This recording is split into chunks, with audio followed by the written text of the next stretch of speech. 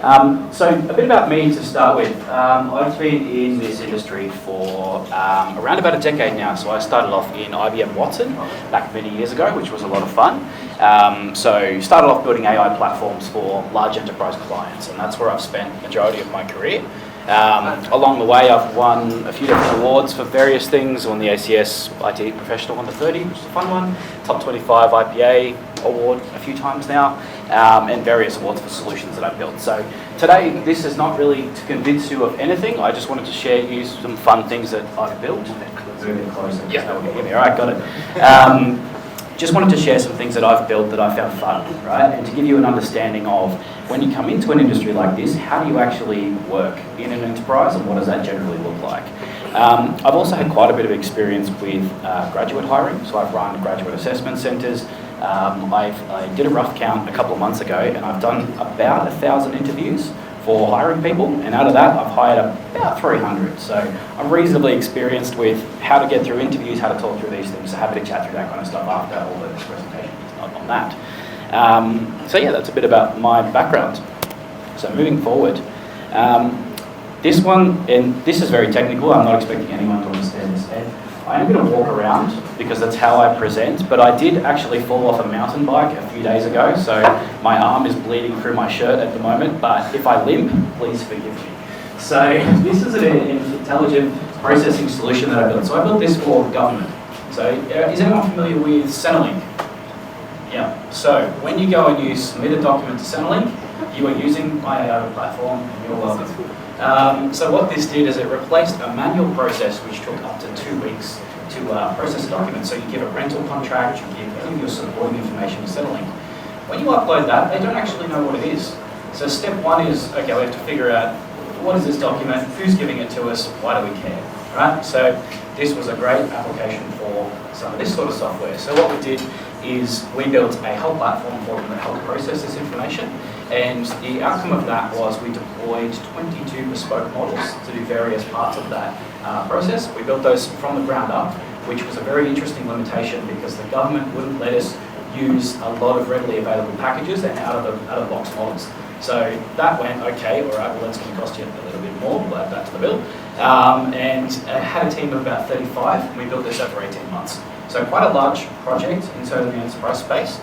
And it did a couple of really interesting things. So it captured all of the documents. So we started off with, it's very funny, it's not very funny. Don't tell anyone this, I had to sign a document so I wouldn't say it. But internally to the government, there is a data lake full of miscellaneous information the Australian public has given them.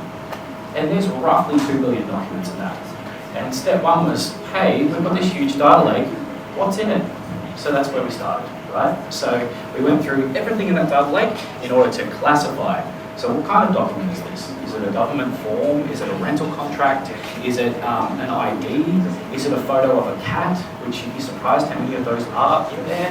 Because when you access Centrelink, it's on your photo roll, and people have selfies in there, there's explicit material in there, there's all kinds of things that we actually had a classification algorithm for detecting explicit material that we would then ignore.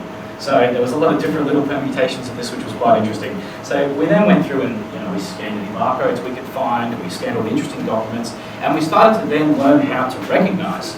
So this recognition and entity extraction step, you can log on to any of the free tools and do that instantly today. This was not today. This was 4 or 5 years ago. We had to build all that stuff from scratch. So we built all of this from bespoke RCNN models and CNN models, and there was about 6 different models that just contributed to this part. So not only did we learn how to identify documents, we learned how to extract from those documents, and we learned what was interesting. Then we had to go through an index, validate, search. Right? Once again, we talked through a couple of agent examples before where you can go, okay, these are my interesting documents, search through these, this becomes my vector database, very easy today. Not so easy back then, and build that as well. So there was a lot of really interesting things we came up on that side. We then had to verify and integrate. So verify the document, verify the information, given this is correct. And as I said, we had about 22 different algorithms doing this, and we've produced this platform here. This platform here was then responsible for roughly 102,000 documents a day on average it processed. Those documents were anywhere up to 55 pages each. And if anyone's ever worked in government, you'll understand that they don't always make the most intelligent decisions, let's say. So our development environment for this had 1,400 cores. So it was quite big. Funny, we didn't have GPUs. We had like 5 GPUs at the time. That was great. But 1,400 cores, you could still do a lot of work. Guess what our production environment had? Any guesses? If anyone has an M3 MacBook, that would be more powerful than my production environment for this system. So as you can imagine, that was an engineering challenge and a half. So out of that 18 months with my 35 engineers, that was 6 months of it. How do we get this to run on a tiny production environment? So what we ended up doing is, and it's not illustrated here, and I could talk at length about the process we went through, but we created what's called an information backbone. So we created asynchronous microservices that sat along that information backbone. All of those 22 different algorithms were an asynchronous microservice. So when you give us a document, depending on how big the document is, so let's say you gave us a 30-page document, we'd spin up 30 little individual Kubernetes clusters that all had their own asynchronous microservices, and it would do that all at once. If you gave us 1 page, you get 1 big microservice that had all the power to do it very quick. So we had this dynamic system that we had to build to deal with that load on very small compute. We also had a work area for people to develop things. We had it connected to a bunch of their on-premise services as well, because you had to get through the DMZ zone for this on their on-prem data center, which was a challenge in itself. That's where their big data lake's at. And then we had various deployment models for this. So this solution cost the government $7.5 million to build back in 2020, which they paid me, very kind of them. And then when it went live, it paid itself off in 3.5 months. So the time saved from people going, and it took about 2-week processing time down to 9 minutes, which was a lot better. I'm very happy with that. So we made a big impact. And the reason I want to talk through this is A, I find it very technically cool because I built it, I think it's cool. B, it gives you an idea of what you can do with this kind of stuff at the enterprise scale. So when we think about AI, a lot of the time we think about how does AI interact with me? How does it interact with my problems? You think about agents, you think about things you can plug in, you think about can it write this document for me? All that stuff is fantastic use cases for AI, and don't get me wrong, it's great. But when you're looking at it as an enterprise, you have to then think, okay, well, how can we do this as an enterprise? How can we create value at that next level? And that's kind of what I wanted to get out of this presentation today. I've only got 4 slides, so not too many slides. The pizza is coming soon. Very simple slide. So this was a large financial institution that we built a machine learning as a service platform for. So this was also a couple of years ago. This was the first version of it, back when I wasn't so good at writing architectures. You can see I got better on the prior page. But this also, I then built a cloud version of this as well. But what this did was this was an internal service to serve their data scientists. So they had roughly 80 data scientists around the organization, and they were all working on their own machines. Nobody was deploying any interesting algorithms. Nobody was sharing notes. Nobody had any tracking or iteration of their models or anything like that.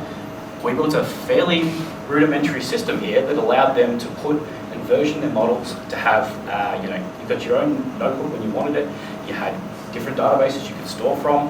You had all your Docker compositories you could build. You could build straight onto OpenShift. This kind of stuff, like these are very accessible things to do now, but back in the day this made a very big difference, and we could then build custom UIs and interactions for the client as well. So the first use case we built with this, which was a super interesting one, was actually identifying terrorist organizations.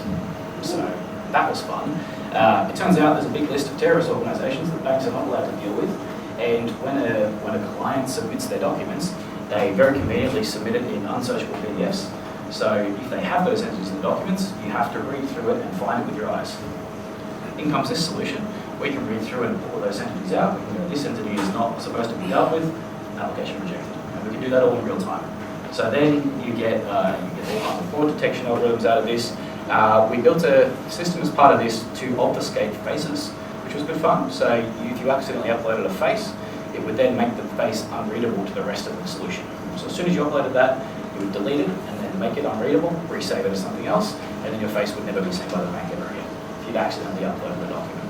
So little things like that you can build into these, and this had a huge impact on their productivity for data scientists.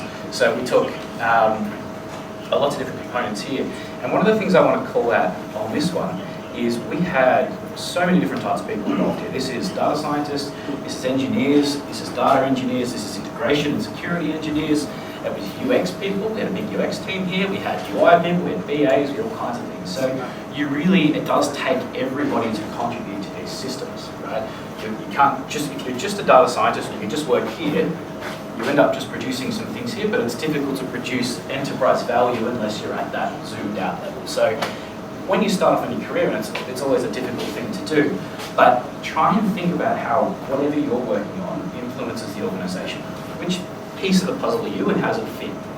For me, I kind of realised that I always kind of think like an architect. The first thing I do is put a diagram of whatever I'm doing together, but it's a useful exercise to go, okay, I'm doing this thing and it relates to these things and it's in this process and this is the outcome. When someone asks you, even internally, for what you're working on, you can go, I'm an integral part of this process and this is what I produce and this is why and this is the impact. And it's a very useful conversation with a lot of people. So moving on. Now this one moves, so this is fun. So this was I built this about 13 months ago, so just as generative AI was starting to get cool. The thing I'd say about generative AI, it is a big revolution of how we do things, but it is not different in terms of how we implement at the enterprise scale. So it, at its core, an LLM is still an algorithm you can deploy in an environment to do some sort of work. You still need the environment, and you still need everything else around it to do the work. So think about LLM as a tool. It's a tool, one of many tools, right? And I can tell you, having been in, specifically in when I was a data scientist, I was an LP engineer for 4 or 5 years before I got into more broadly data science. It's a very good tool for a lot of use cases, but it's not the best tool for some use cases. So it's really important to do an assessment for what fits where. But in this case, it was the best tool. What we did for this one is, this was for a large mining client who would remain unnamed, and they had about 400,000 free text comments. So when they do surveys every quarter for their business, and then people tell them what they think of the business in the free text field. Before that, they were doing nothing really, right? They were doing a survey of the culture to understand, okay, for the next 5 years, what do we want our culture to look like? We were like, okay, well, this is a perfect opportunity to use generative AI and put an LLM together, use that to then create some personas of these people, and then go, these are the types of things they're talking about, these are the groupings and the types of things that they're saying, and this is how this person would then interact with your cultural changes in the next 5 years. So we used all of that to create, we brought it down to 63 different types of people within the organisation, not too specific, we just took the top 10 because, we only got 63. Used the top 10 then to help them go, okay, what we did is we provided their executives, the board of this organisation, was sitting there using this solution. So this user, imagine this user is a 68-year-old white man who's been running a mining company for 30 years. So it has to be very simple. So you've got to log in. It's just like Facebook. That's the word. That's what we were going for.